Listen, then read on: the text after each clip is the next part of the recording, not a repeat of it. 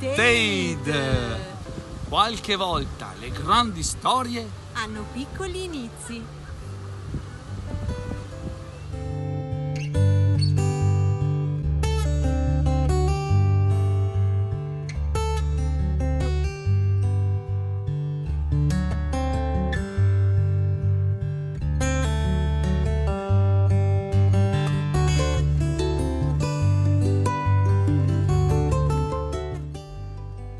Tade era una rana. Beh, non proprio. Lei era quasi una rana. Tade era piccola, più piccola dei suoi fratelli, più piccola delle sue sorelle. Tade era la più piccola, quasi rana, di tutto il grande stagno. Era così piccola che per tenere il passo degli altri doveva muovere la coda al doppio della velocità. Forza! Le dicevano. O Big Blub ti prenderà! Tade non aveva mai visto Big Blub. Big Blub, dicevano, era un grande, enorme pesce malvagio. Big Blub nuotava nella parte più profonda, buia e torbida dello stagno. Era vecchio come il fango, dicevano. Aspettava il calare del sole quando tutto lo stagno era ormai grigio.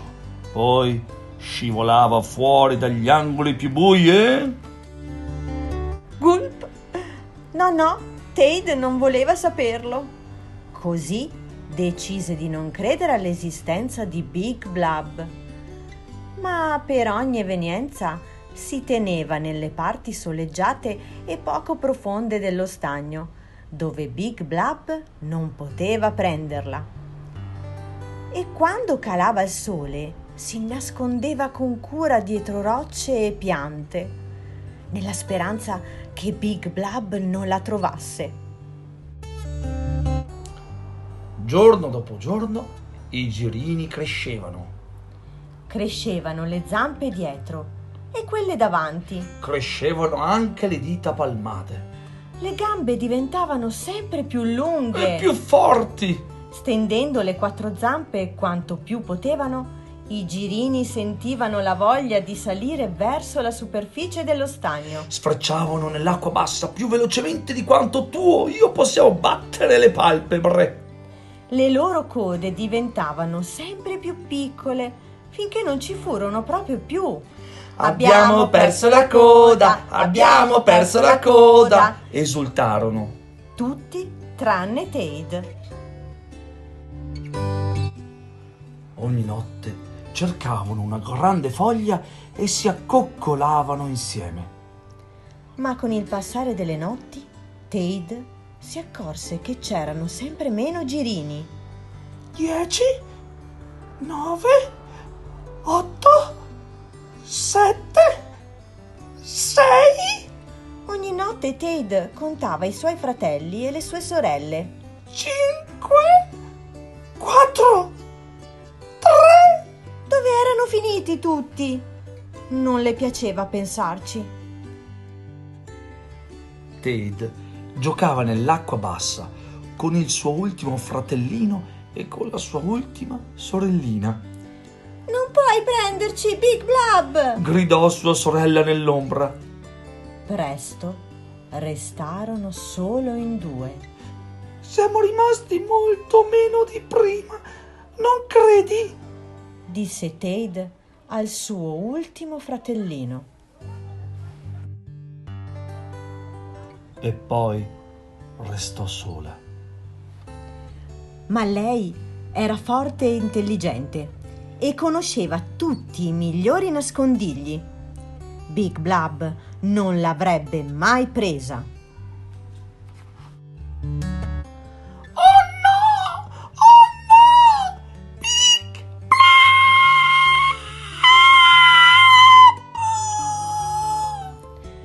Tade nuotò più velocemente di quanto non avesse mai nuotato prima.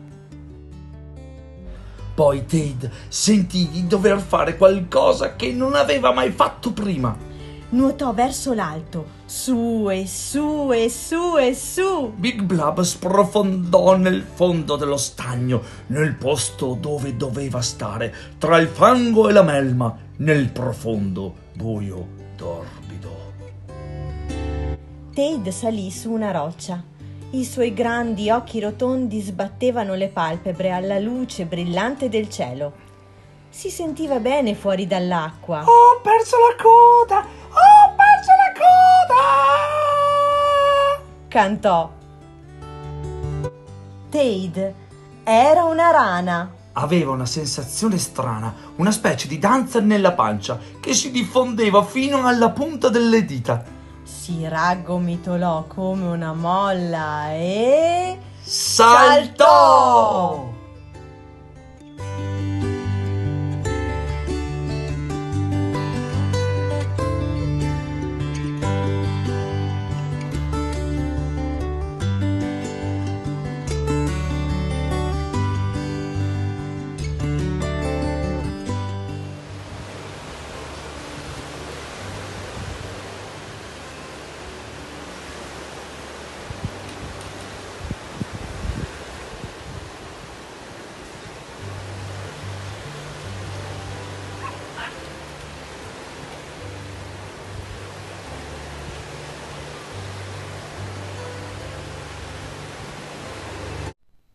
Ciao bambini, io sono Marta e sono un'insegnante della scuola dell'infanzia.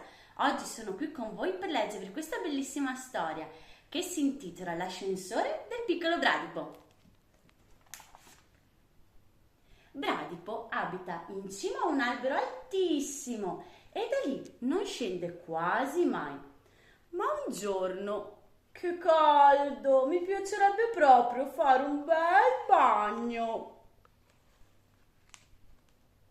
Molto lentamente Bradipo comincia a scendere giù dall'albero. A un certo punto incontra Aquila. Ehi Bradipo, da quanto tempo non ci vediamo? Dove vai di bello? Vado a farmi un bagno. Buona idea, veniamo anche noi. E in un batter d'occhio le aquile spiccano al volo, mentre Bradipo comincia a scendere piano piano. Bradipo, è parecchio che non ci si vede. Dove vai? Bradipo ha incontrato Scoiattolo Volante. Vado a farmi un bagno. Che bello, veniamo con te. Anche gli scoiattoli volano giù veloci, mentre Bradipo continua a scendere piano, piano. Guarda chi si vede. Ciao Bradipo, vai da qualche parte? Bradipo ha incontrato Scimmia. Vado a farmi un bagno. Fantastico, veniamo anche noi. Le scimmie si precipitano giù velocissime, mentre Bradipo continua a scendere piano, piano. Oh, della frutta. Ma mentre Bradipo senza fretta sta per raccoglierne una,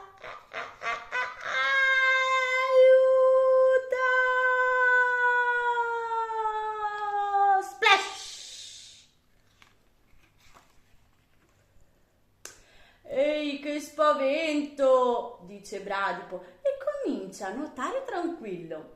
«Che bello fare il bagno, è proprio divertente!» Il sole sta tramontando e tutti gli animali tornano a casa in fretta.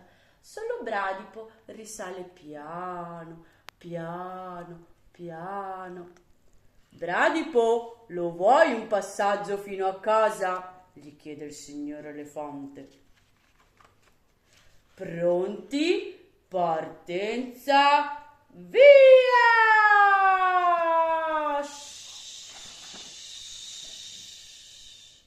E...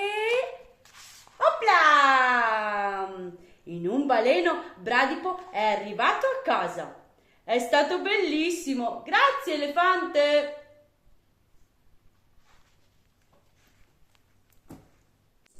Ciao bambini, mi chiamo Cinzia e sono un'insegnante della scuola dell'infanzia.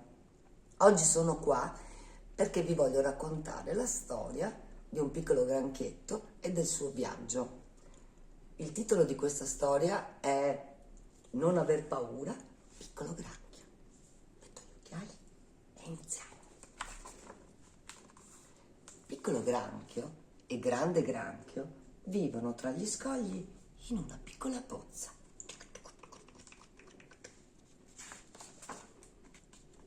Ma oggi andranno a vedere il mare.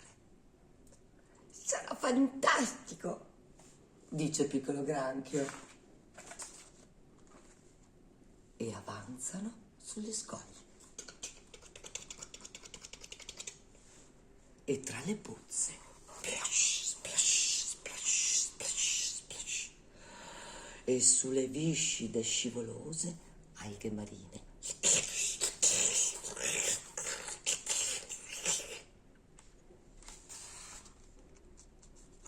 Posso andare dappertutto, dice piccolo granchio.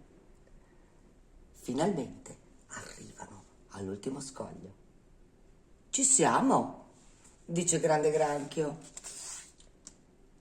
Ecco il mare. Oh oh, dice piccolo granchio. Forse è meglio se torniamo lì indietro? Non aver paura, andrà tutto bene, dice grande granchio. Ma le onde iniziano a ingrossarsi. Guarda, un'onda gigante, tieniti forte. Eccola che arriva!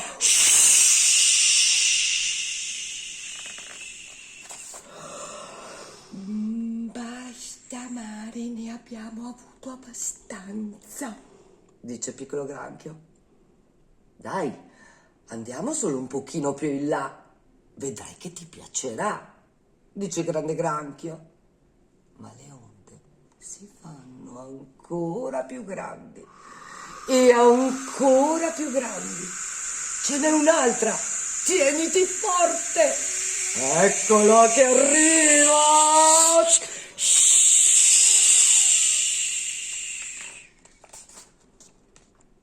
Non mi piace il mare.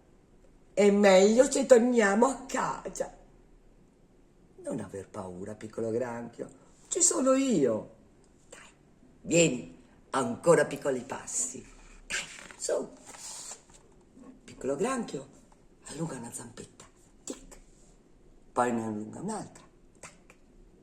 E finalmente splash. Sono nel mare, esclama. Oh oh. Ma a un tratto arriva un'enorme, gigante onda che diventa sempre più grande e ancora più grande e sempre più grande. Sei pronto? Piccolo granchio, fassi con la testa. Prendono un bel respiro. Eccola che arriva!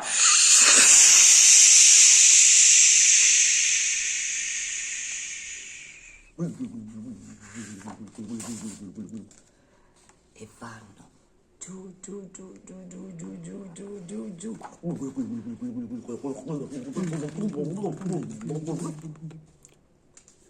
Piccolo granchio, guarda! Wow! Tutti i pesci vengono a salutarli. Ehi, io sono piccolo granchio, dice il piccolo granchio. Insieme mangiano delle alghe deliziose. Si rincorrono sul fondo del mare e giocano a un super mega nascondino. Mi piace proprio il mare, dice piccolo granchio. Sì, beh, ma ora dobbiamo tornare a casa, dice grande granchio. Cosa? Ma io non voglio andare a casa. No, E se prendessimo la strada più lunga? Propone grande granchio. Possiamo andare di qua? chiede piccolo granchio. Tu puoi andare dappertutto, gli dice grande granchio, e si mettono in viaggio. Finita la storia. Ciao! C'era una volta l'acqua. Omaggio a Pietro Formentini, amico poeta.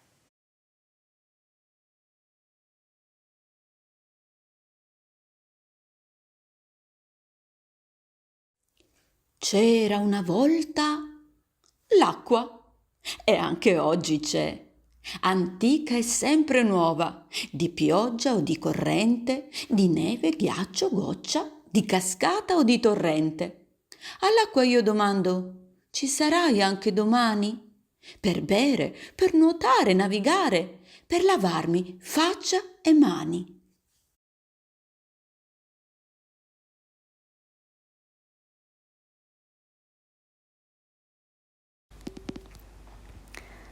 Acqua, sole, aria di Pietro Formentini.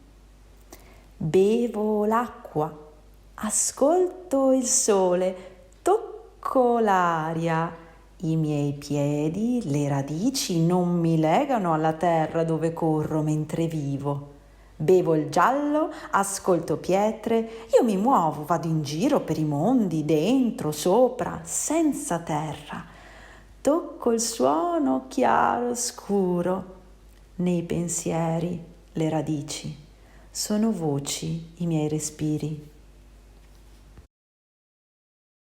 La pioggia a rovescio.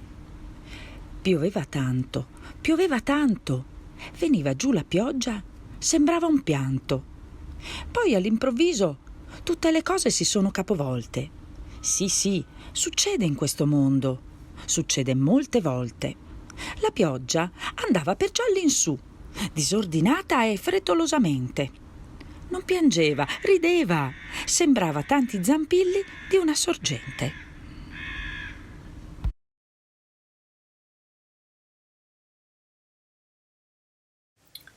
La storia.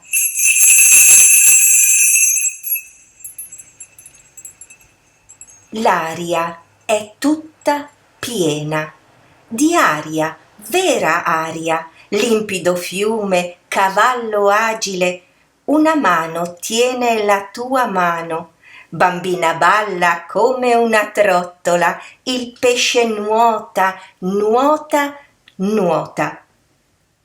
All'improvviso non c'è più aria nel cielo perduto, il fiume è torbido, cavallo zoppo, bimba spezzata, il pesce annegato.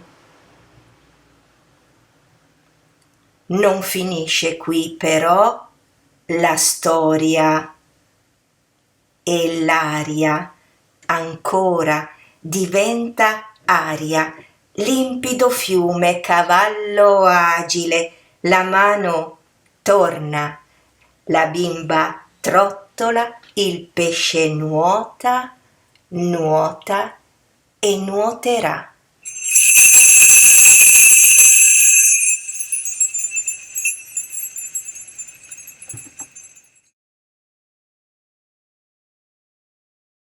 Perché non si muove? Ma è tutta allora, mio caro uomo nero, puoi dirmi per davvero se proprio questa sera, per farmi un po' paura, a casa mia verrai? Se vieni di sicuro, oltrepassando il muro, fammelo sapere un'ora o due prima, così io mi preparo e in confidenza spero che tu, ombroso scuro, un po' mi piacerai.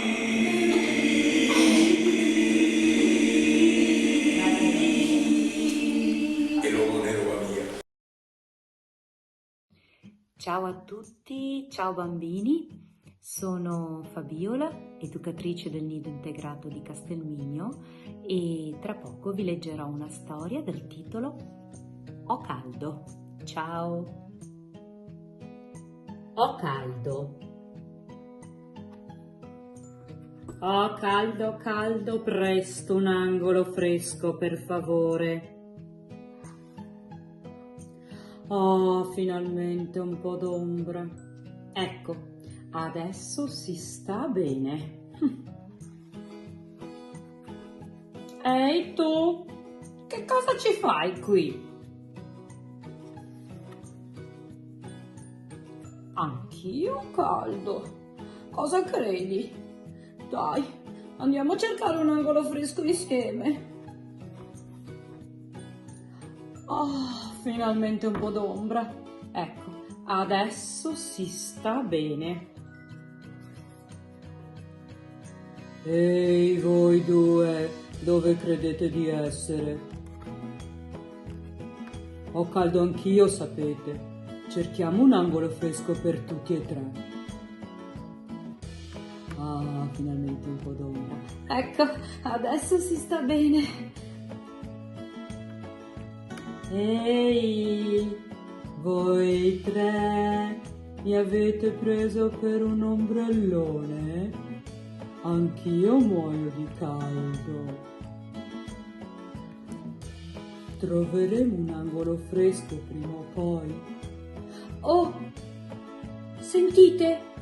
Sentite anche voi? Che cos'è?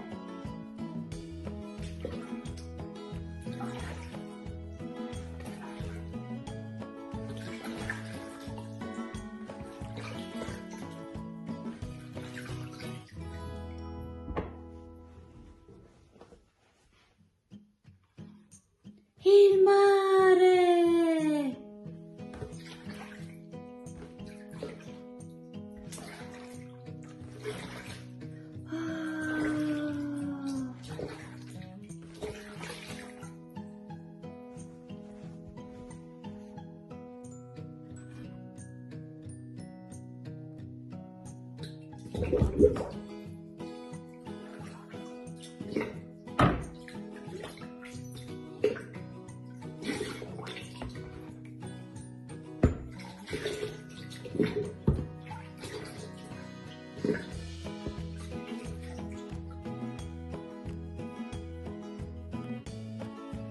Che felicità!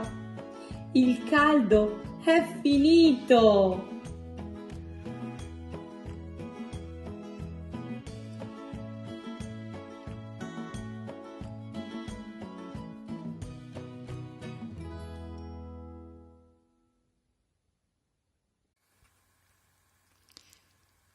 Chiara Carminati. Il mare in una rima.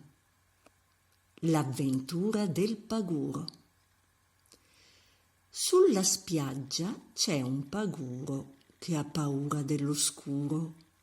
Non gli piace il mare blu e detesta scender giù. Vive sempre rannicchiato, risucchiato nel suo guscio, finché un giorno bussa all'uscio una splendida pagura. Il paguro si innamora e comincia l'avventura. Lui la prende per le chele, lei lo porta in fondo al mare. Quando arriva sul fondale, il paguro innamorato pensa: veramente niente male.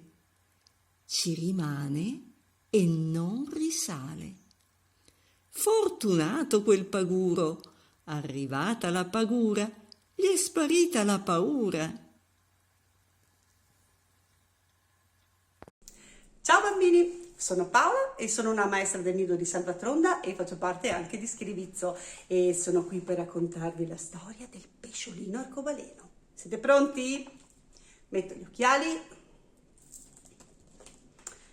Lontano nel mare viveva un pesciolino. Ma non era un pesciolino come gli altri, era il più bel pesce del mare. Il suo mantello di scaglie brillava di tutti i colori dell'arcobaleno. Gli altri pesci lo ammiravano e lo chiamavano: «Ehi, arcobaleno, vieni a giocare con noi!» Ma arcobaleno continuava a scivolare in mezzo a loro, silenzioso, fiero, facendo brillare le sue scaglie.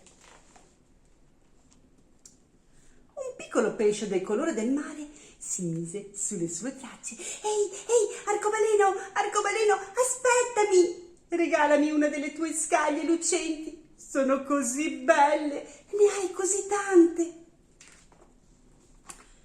Regalarti una delle mie scaglie? Ma cosa ti salta in mente? Dai, vedi di sparire più in fretta che puoi. Spaventato, il piccolo pesce del colore del mare fuggì via veloce. Ed allora nessuno volle più sapere nulla del meraviglioso pesce. E quando passava si giravano tutti dall'altra parte e non lo guardavano più. Che se ne faceva Arcobaleno delle sue belle scaglie lucenti se nessuno lo ammirava più? Ormai non era che il pesce più solitario dell'intero oceano. Un giorno confidò il suo dolore alla stella marina. Non sono forse il più bello? Perché nessuno mi ama? In una caverna, dietro la barriera corallina, vive il sapiente polipo 8 piedi. Forse ti potrà aiutare lui. Arcobaleno trovò la caverna.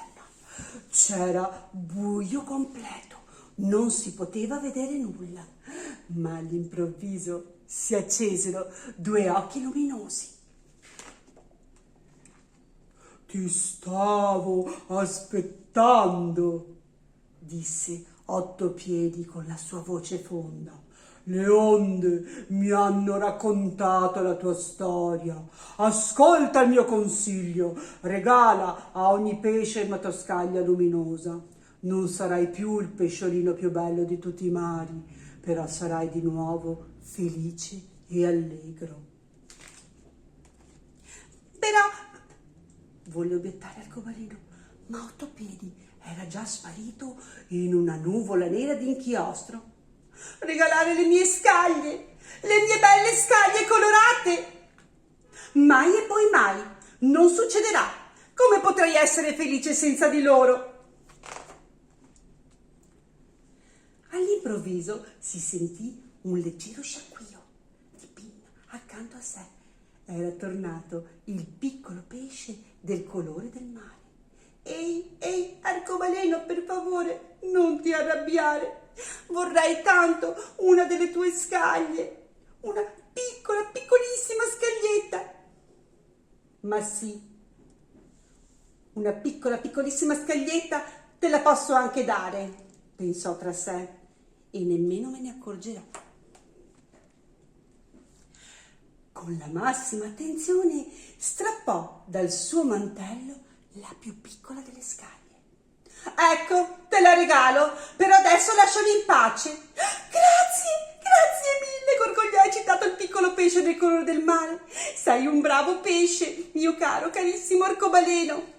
Arcobaleno si sentì muovere qualcosa nel cuore. Con lo sguardo seguì a lungo il piccolo pesce del colore del mare che se ne andava con la sua scaglia luminosa, nuotando allegramente a zig-zag tra le onde. Il piccolo pesce del colore del mare filò nell'acqua con la sua scaglia colorata. Poco dopo Arcobaleno si ritrovò circondato da molti altri pesci. Volevano tutti una scaglia luccicante. E guarda un po'! Arcobaleno distribuì le sue scaglie senza problemi, a destra e a manca, e via via che regalava diventò sempre più allegro. Cresceva intorno a lui un luccichio nell'acqua, mentre cresceva la sua felicità di stare in mezzo agli altri pesci. Rimase infine ad Arcobaleno un'unica scaglia. Tutte le altre le aveva regalate ed era felice come non era mai prima d'allora. Vieni Arcobaleno, dai, vieni a giocare con noi! Chiamavano gli altri intorno a lui. Sì, vengo, disse Arcobaleno, e allegri se ne andarono insieme. Finita la storia. Ciao bambini! Ciao bambini, Io sono Erika, un'educatrice dell'asilo Nido di Salvatronda e oggi sono qui per raccontarvi una storia che si intitola L'omino della pioggia. Io conosco l'omino della pioggia. È un omino leggero leggero che abita sulle nuvole. Salta da una nuvola all'altra senza sfondarne il pavimento soffice e vaporoso. Le nuvole hanno tanti rubinetti. Quando l'omino apre i rubinetti, le nuvole lasciano cadere l'acqua sulla terra. Quando l'omino chiude i rubinetti, la pioggia cessa. Ha un grande affare l'omino della pioggia, sempre ad aprire e chiudere tutti i rubinetti, e qualche volta si stanca. Quando è stanco, stanchissimo, si sdraia su una nuvoletta e si addormenta.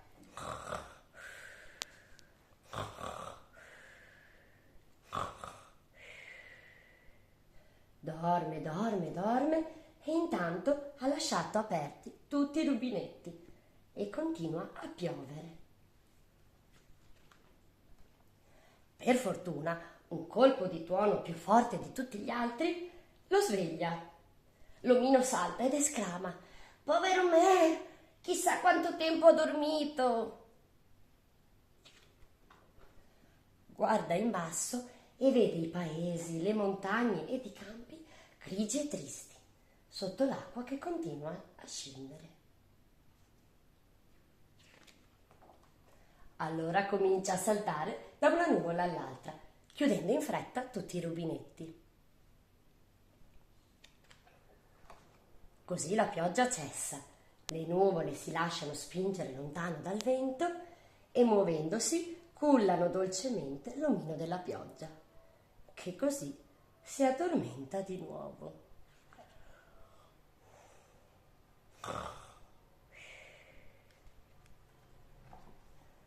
Quando si sveglia esclama: «Povero me! Chissà quanto tempo ho dormito!» Guarda in basso e vede la terra secca e fumante, senza una goccia d'acqua. Allora corre in giro per il cielo ad aprire tutti i rubinetti e va sempre avanti così.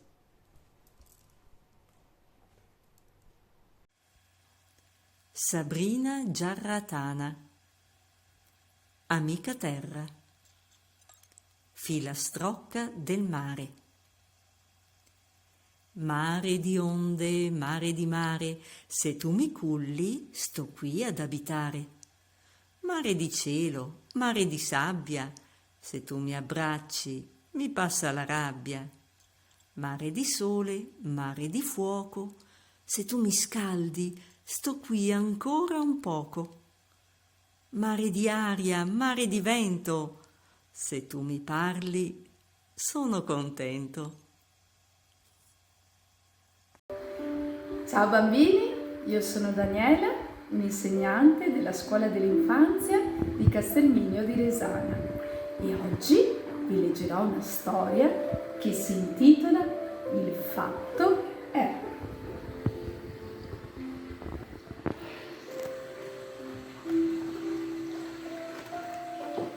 Il fatto è che la paperetta non si era ancora decisa a tuffarsi nello stagno. Così l'anatra, sul bordo dello specchio d'acqua, le spiegò con pazienza i vantaggi del nuoto. Ma non le riuscì affatto di convincerla e, vedendo che con le buone non otteneva nulla, decise senz'altro di spingerla in acqua, senza alcun successo. A quel punto l'anatra, indispettita, chiamò in aiuto il gatto. E il gatto spinse l'anatra, che spingeva la paperetta, che nemmeno si mosse. Chiamarono allora il cane, che spinse il gatto, che spingeva l'anatra, che spingeva la paperetta, che sembrava incollata a terra. Infine arrivò anche il tacchino, che spinse il cane, che spingeva il gatto, che spingeva l'anatra, che spingeva la paperetta, che non si spostava di 1 millimetro. E proprio quando sembrò che la sua resistenza potesse venir meno, il tacchino incominciò ad urlare: "Al lupo! Al lupo!" E tutti si tuffarono nello stagno. No, non tutti. Naturalmente, la paperetta rimase al suo posto. L'anatra, il gatto, il cane e il tacchino urlarono: "Buttati, c'è il lupo!" Ma la paperetta non vedeva per niente il lupo. Vedeva un animale grosso, brutto e peloso, le cui intenzioni per lei erano fin troppo evidenti: spingerla in acqua. Il fatto è che al momento non si trovava nello stato d'animo ideale per bagnarsi, così spiccò un gran salto e andò a beccare il naso del lupo. Ci mise tutto l'impegno possibile e il lupo, colto alla sprovvista, ululando, fuggì a zampe levate. L'anatra, il gatto, il cane e il tacchino uscirono dallo stagno, mogi e grondanti d'acqua, e se ne andarono via. Il fatto è che la giornata si era fatta bella e il sole scaldava l'aria, e alla paperetta nulla sembrò più opportuno che farsi un bel bagnetto nello stagno. Fine della storia.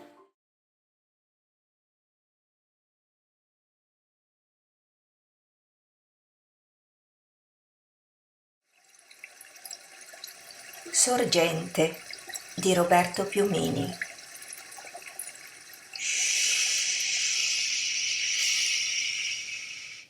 Lo senti? Senti questo suono? Un suono quasi silenzioso, buono.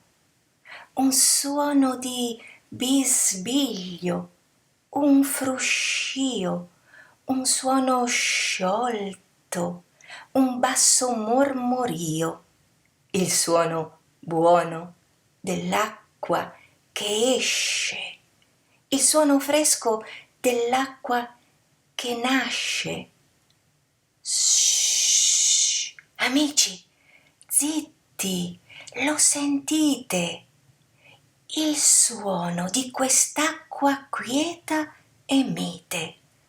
Shh, lo sentite, gente?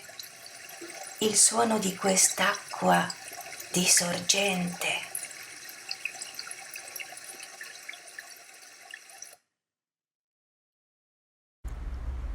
Torrente.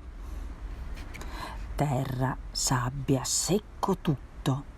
Il torrente a letto asciutto. Alghe, pesci, onde, niente. Non c'è acqua nel torrente. Goccia a goccia mangia i sassi, l'acqua avanza a grandi passi.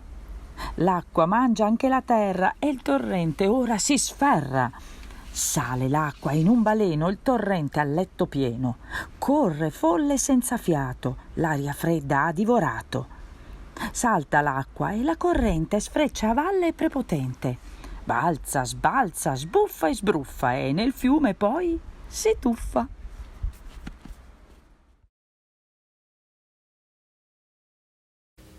Foce di Guido Quarzo. Conosco un pesciolino che a forza di nuotare scoprì d'esser vicino a dove dorme il mare. E il mare è così grande, la notte è così scura, non puoi contar le onde e mette un po' paura. Però Quel pesciolino raccolse il suo coraggio e quando fu mattino riprese il lungo viaggio. Trovò in quel grande mare foreste di conchiglie, canzoni da cantare, tesori e meraviglie e storie disegnate da farne un giro tondo, le storie ritrovate, storie di tutto il mondo. Quel pesce era un bambino, un libro era quel mare. Salta nelle pagine, andiamo a navigare.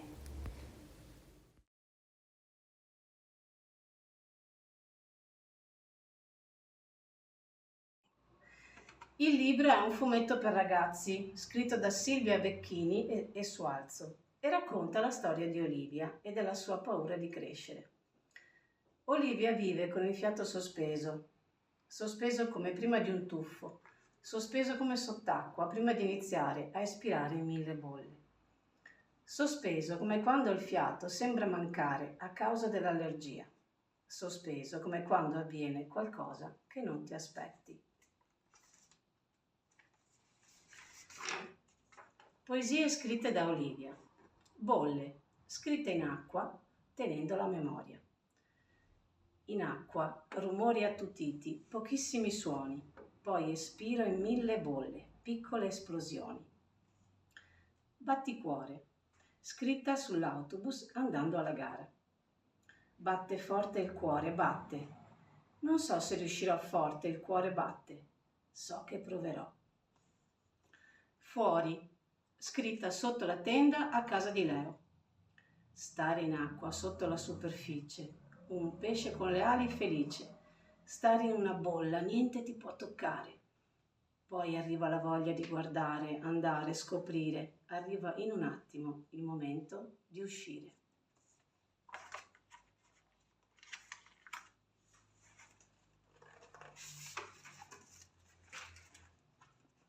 Da fuori l'uovo sembra un sasso, chiuso, duro, liscio come una pietra levigata senza sosta dall'acqua del fiume. E invece, cosa c'è di più fragile di un uovo? Dentro quella piccola barriera di calcare, una pelle primitiva, una primissima difesa, sta il pulcino. È al sicuro. Immagino che dorma un lungo sonno, come quando ci si addormenta e fuori piove, c'è il temporale, fulmini e tuoni, ma la pioggia batte sui vetri e poi scivola via e il più bello è rimanere tra le coperte. Così deve essere per il pulcino finché è nell'uovo. Un abbraccio liquido lo trattiene e lo alimenta. Quanto può muoversi un pulcino nell'uovo? Io lo penso dondolare, rannicchiarsi, stringersi nelle minuscole ali che ancora non servono. Del resto, però, il contenuto prezioso dell'uovo, un pulcino, un uccello, vuole che il guscio non sia troppo duro, troppo resistente. Sì, perché c'è una legge per la schiusa delle uova ed è questa. La madre non può aiutare il suo cucciolo ad uscire, deve farcela da solo. Per questo, pochi giorni prima della schiusa, si forma sul becco del pulcino una punta più dura. Così il pulcino, quando è arrivato il momento, quando è pronto, becca il guscio da dentro. Non è facile, può volerci un giorno intero e anche più.